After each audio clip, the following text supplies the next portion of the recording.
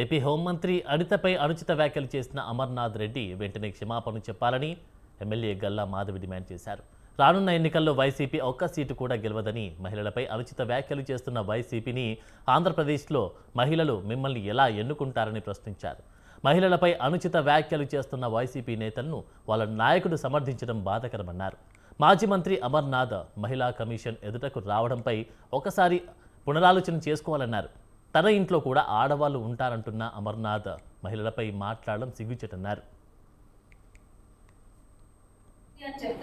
మీకు ఈ మాత్రం కాస్త కూడా ఇంకిత జ్ఞానం లేదా అన్నది ఈ రోజు నా ప్రశ్న.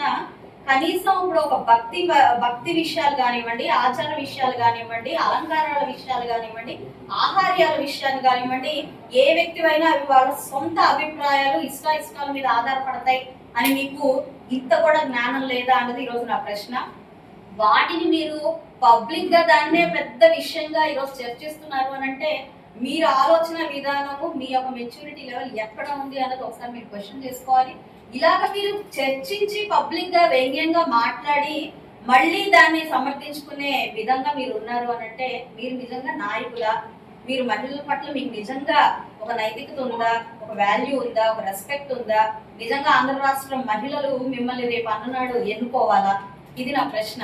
అదే విధంగా ఈ నాయకుల్ని సమర్థిస్తూ వారి అధినాయకుడు ముసిముసి నవ్వులు నవ్వుకుంటూ మహిళల్ని ఏమన్నా పర్లేదు, ఈ ఆంధ్ర రాష్ట్ర మహిళలు ఎలా ఉన్నా పర్లేదు అని మాట్లాడే మాటలకి ఇంకా ఇంకా ఆశ్చర్యపోవాల్సిన పరిస్థితి ఉంటుంది.